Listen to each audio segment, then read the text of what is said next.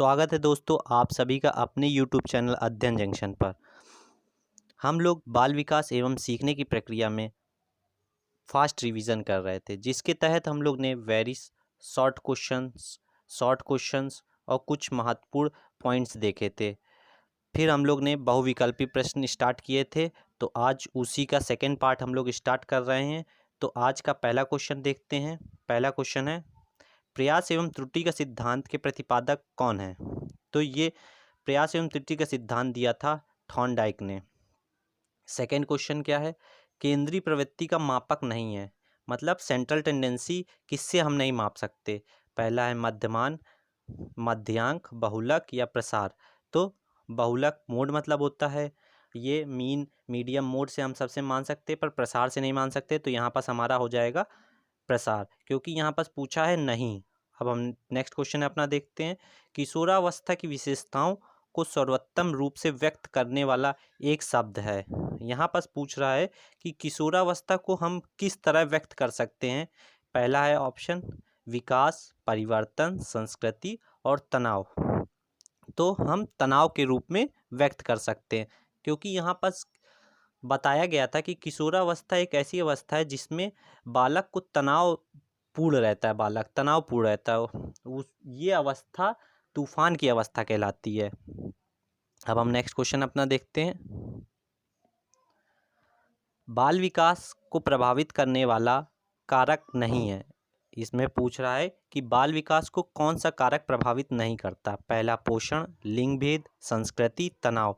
तो ये यहाँ पास भी तनाव है, आंसर है हमारा तनाव। अब हम नेक्स्ट क्वेश्चन देखते हैं।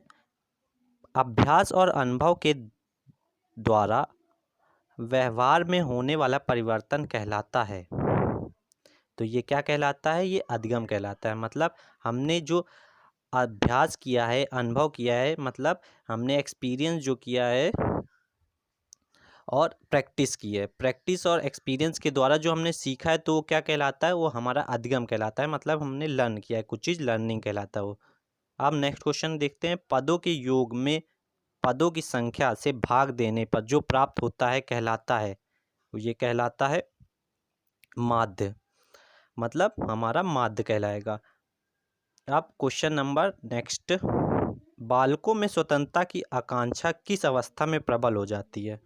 तो ये होती है किशोरावस्था में, क्योंकि किशोरावस्था में बालक अपने ही मन में जीता है, वो तनाव में रहता है, तो उसे ये आकांक्षा होती है कि वो स्वतंत्र हो एकदम। मतलब इस अवस्था में वो अपने मन की इच्छाओं को पूरा करना चाहता है, वो ग्रुप में रहना पसंद करता है, अपने सहपाठियों लोग के साथ ज़्यादा घुल मिल के रह सकता है। ये अवस्था ऐसी होती है।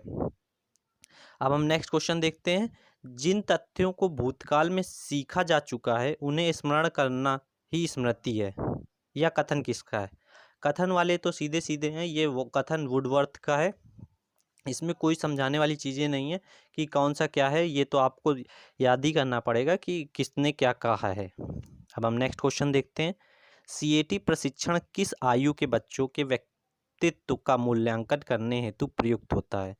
तो यहाँ पास पूछ रहा है सीएटी मतलब किस आयु के बच्चों के लिए मापा जाता है? तो ये प्रयोग किया जाता है 3 से 11 वर्ष के बच्चों के लिए। अब हमारा नेक्स्ट क्वेश्चन, संवेग का प्रकार नहीं है। संवेग का कौन सा प्रकार नहीं है? तो यहाँ पास ध्यान नहीं है। संवेग में क्रोध, भय और प्रेम आते हैं, पर ध्यान नहीं आता है। नेक्स्ट क्वेश्चन हम देखते हैं। प्रतिभाशाली बालक की बुद्धि लब्धि होती है। अब यहाँ पास पूछ रहे हैं प्रतिभाशाली बच्चे की बुद्धि लब्धि कितनी होती है? 140। ये 140 से अधिक होती है। और समान बच्चों की कितनी होती है? हमारी 90 से 110 होती है। फिर ऐसे ही बुद्धि लब्धि को बांटा गया है, जिसमें बताया गया कि 140 से ऊपर रहते हैं तो प्रतिभाशाली है, 90 से 110 रहता है तो समान है, फिर 90 से नीचे रहता है तो थोड़ा सा समान से कम है। तो ऐसे कैटेगरी बनाई गई है। नेक्स्ट क्वेश्चन देखते हैं। बालक में संज्ञानात्मक विकास के अंतर्गत जीन पियाजे ने कितनी प्रक्रियाओं का वर्णन किया है? अथवा पियाजे के अनुसार बालक के संज्ञानात्मक विकास की स्थितियां कितनी हैं? तो ये 4 अवस्थाएं थी, ये हम पढ़ा भी चुके थे आपको। शॉर्ट आंसर में अगर आपने नहीं देखा था तो वो प्लेलिस्ट से जाके आप देख लीजिए। अब नेक्स्ट क्वेश्चन, मानसिक आयु अपॉन वास्तविक आयु इंटू 100 सूत्र से मापन किया जाता है। इससे क्या मापन किया जाता है? ये मापन किया जाता है बुद्धि लब्धि। अब यहाँ देखिए ये क्वेश्चन ये भी दिया था, जैसे यहाँ पास पूछा गया था, कहाँ पूछा गया था, वो बुद्धि लब्धि वाला क्वेश्चन था कि ये 140 से ऊपर रहेगा, तो यहीं से हम इसी क्वेश्चन से हम बुद्धि लब्धि निकाल सकते हैं। जैसे माना कि किसी बच्चे की मानसिक आयु 10 है, 14 है मानसिक आयु और वास्तविक आयु 10 है, इंटू 100 करेंगे तो 10 इंटू 10 से 0 इधर कटेगा तो 140 आ जाएगी, उस मतलब वो प्रतिभाशाली बच्चा कहलाएगा। अब नेक्स्ट क्वेश्चन के देखते हैं, वह मानसिक योग्यता जिसके द्वारा व्यक्ति किसी नवीन रचना को प्रस्तुत करता है कहलाता है। नवीन रचना मतलब सृजनात्मकता, ये हम बता भी चुके थे, कोई नवीन रचना करेगा तो सृजनात्मकता मतलब उसकी क्रिएटिविटी कहलाएगी। अब नेक्स्ट क्वेश्चन, शारीरिक रचना बुद्धि रुचि व्यक्तित्व आदि में एक व्यक्ति का दूसरे व्यक्ति से भिन्न होना कहलाता है। वैयक्तिक भिन्नता मतलब इंडिविजुअल डिफरेंस, हमने सबसे पहला क्वेश्चन यही बताया था कि वैयक्तिक भिन्नता क्या होती है। वैयक्तिक भिन्नता जैसे आप अपने भाई से अलग है या आपका कोई जुड़वा भाई है तो आप दोनों का व्यक्तित्व तो अलग है, आप अपने भाई से बिल्कुल अलग होंगे। शायद आपका भाई ज़्यादा इंटेलिजेंट हो, शायद आप ज़्यादा इंटेलिजेंट हो, शायद आपका भाई लंबा हो आप पतले हों, तो ये कहलाती है वैयक्तिक भिन्नता।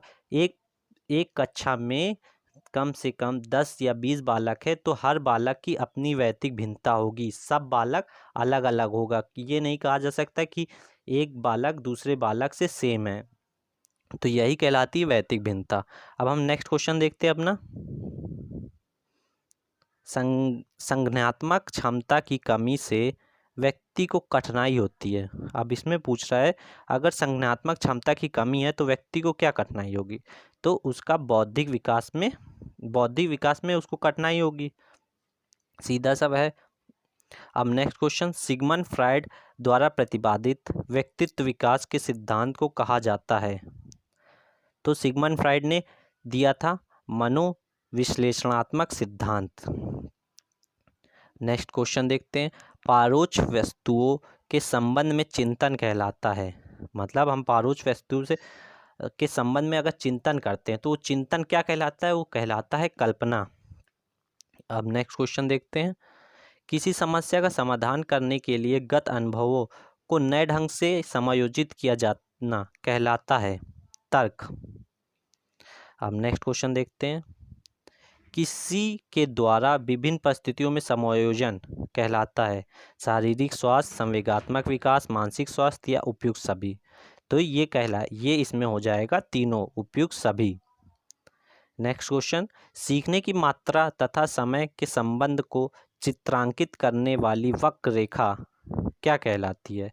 ये कहलाएगी पठार चक्र।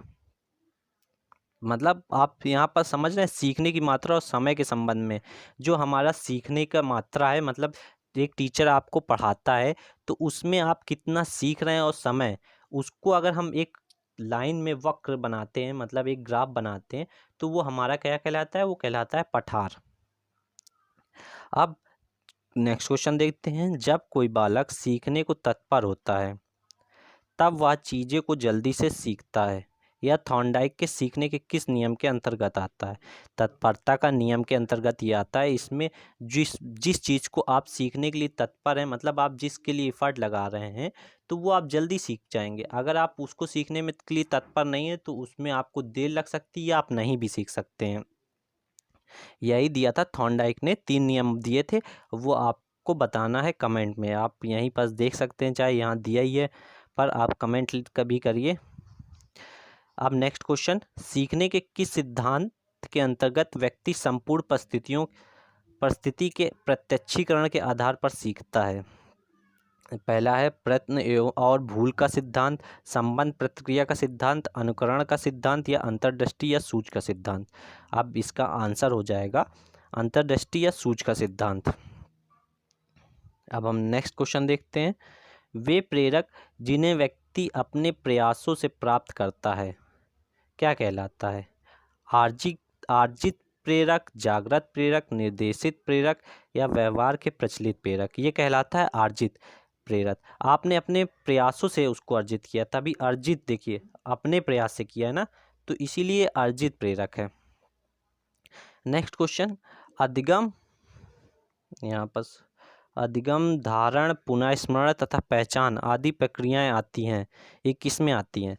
ये आती हैं स्मृति में। जब आप स्मृति में कुछ करते हैं तो पहले आप लर्न करते हैं, पहले आप अधिगम करते हैं, मतलब आप उसको लर्न करते हैं, फिर उसको आप अपने मन में, दिमाग में धारण करते हैं, फिर अगर कभी वापस लाना हो तो पुनः स्मरण करते हैं वो दिमाग में, और फिर पहचान वहाँ से, मतलब ये मेमोरी हमें याद करनी है तो उसकी पहचान करके फिर आप वो बता देते हैं। तो ये सब आता है स्मृति के अंतर्गत, ये सब प्रक्रिया होती हैं। अब हम नेक्स्ट क्वेश्चन अपना देखते हैं। वह प्रत्यंक जो किसी प्रदत्त को दो बराबर भागों में बांटता है, क्या कहलाता है? माध्यिका, मतलब मीडियम। मीडियम एक ऐसा होता है जो हमारी संख्याओं का, अगर कोई वो सीरीज दी है तो वो दो बराबर भागों में उसको बांट देगा, इसी मीडियम कहते हैं। अब नेक्स्ट क्वेश्चन, मैकडॉनल्ड ने कितने प्रकार के संवेग बताए हैं? मैकडॉनल्ड ने 14 प्रकार के संवेग बताए हैं, मतलब उन्होंने 14 प्रकार की लिस्ट दी है कि ये संवेग होते हैं किसी बालक पे। नेक्स्ट क्वेश्चन, जन्म से 5 वर्ष की अवस्था कहलाती है, ये क्या कहलाती है? शैशवावस्था, बूढ़ावस्था, बाल्यावस्था या नवजात अवस्था? तो जन्म से 5 वर्ष तक शैशवावस्था कहलाती है। अब बूढ़ावस्था क्या होती है? जो हमारे, हम जब बूढ़, मतलब हम जब गर्भ में बच्चा कोई होता है तो वो पूरी 9 महीने की अवस्था बूढ़ावस्था कहलाती है। बाल्यावस्था शैशवावस्था के बाद ही आती है, तो ये हमारी अवस्थाएं हो गई। तो ये आज का आखिरी प्रश्न था। तो आज से बाल विकास का फास्ट रिवीजन हम लोग कंप्लीट करते हैं फर्स्ट सेमेस्टर का, और हम लोग जल्द ही फर्स्ट सेमेस्टर के सारे सब्जेक्ट के फास्ट रिवीजन भी कर लेंगे। तो कृपया शेयर कीजिए, लाइक कीजिए और कमेंट कीजिए। धन्यवाद।